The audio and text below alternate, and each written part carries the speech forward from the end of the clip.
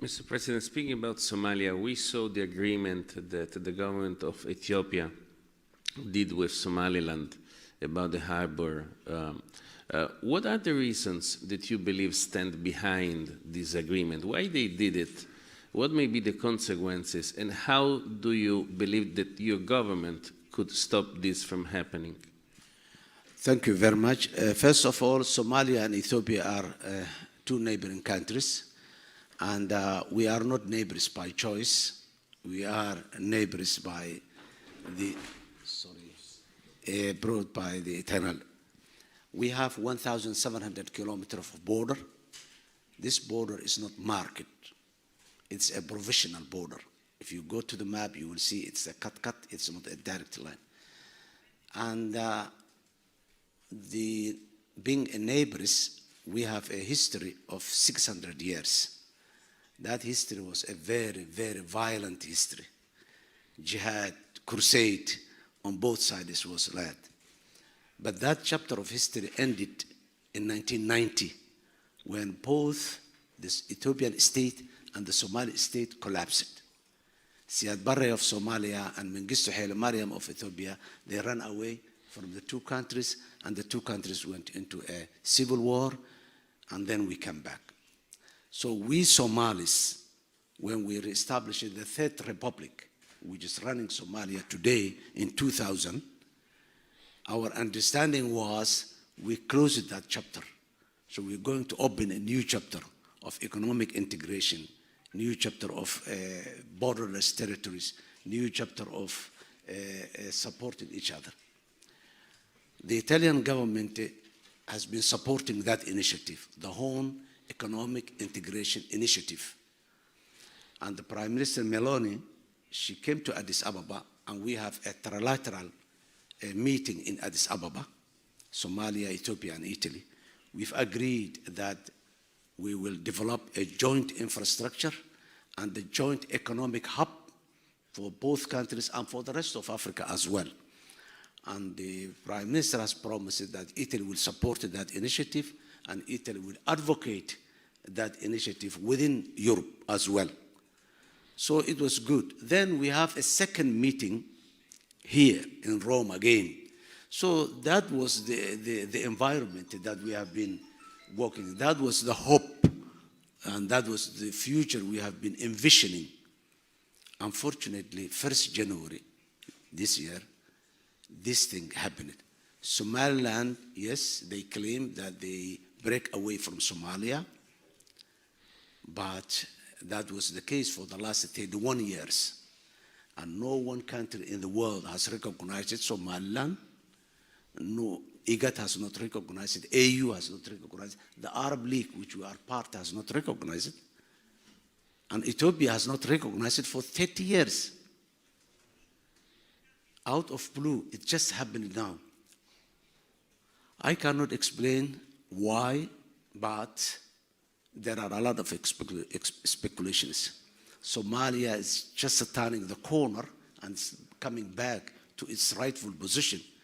So do it before it become a strong country or again back to its position, maybe one of the ideas. Maybe other ideas. But what I know is that Ethiopia has no capacity at all to build a naval base and a port and a corridor of highways and terrain and all this. There must be a hidden hand behind this initiative, but it will come out.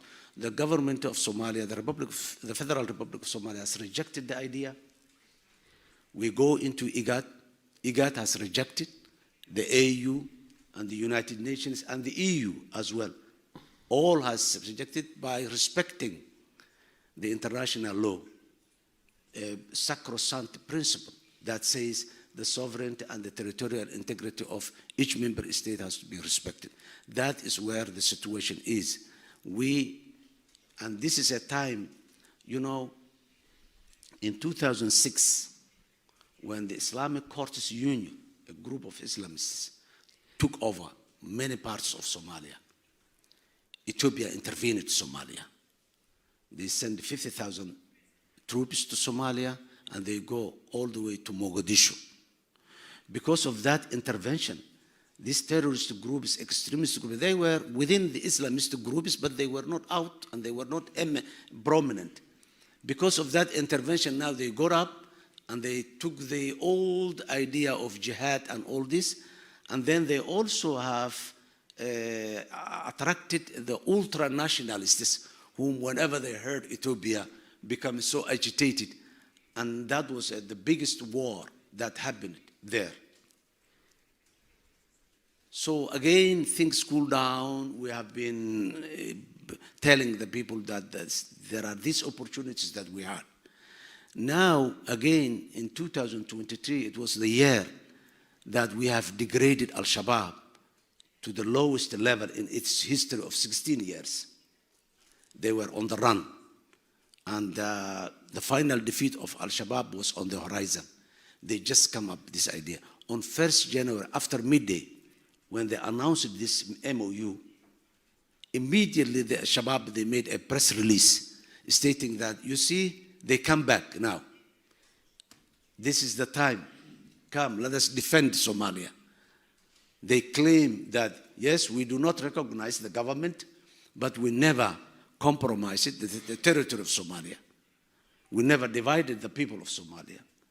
There is someone who is saying that I do not recognize Somali government, we do not respect the territorial integrity, and we do not respect the unity of the people of Somalia. So they give Shabab as we denied Al-Shabaab because of the ideological war we went with Al-Shabaab.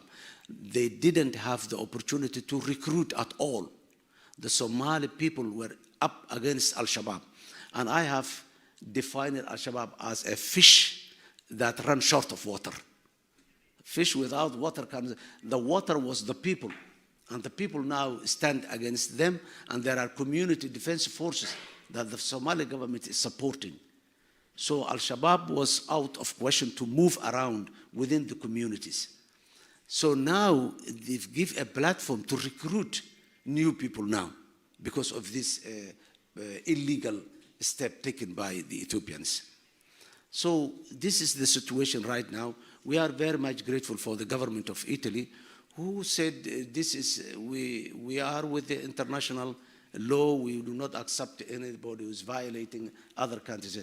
What Ethiopia did on 1st January through that MOU is not different than what Russia did to Ukraine. Luhansk, Donetsk, Hebron, these are the same, just annexing. Simply, Russia, there was no any so-called agreement when Russia was annexing these parts. But Ethiopia, they just go that shield of agreement. Agreement by who? With a regional administration in Somalia. So France cannot come and say, I agreed with a regional administration in Italy, Toscana or Padova or whatever. They cannot say so. So that is this reality in Somalia today, and that's what Ethiopia has did. So, Mr. President, if I understand well, you suggest that there is the possibility that behind Ethiopia there is somebody else? That's what I believe. Ethiopia cannot, maybe they have forces, they can send their forces or they can do whatever, but economically, Ethiopia is not in a position to do that.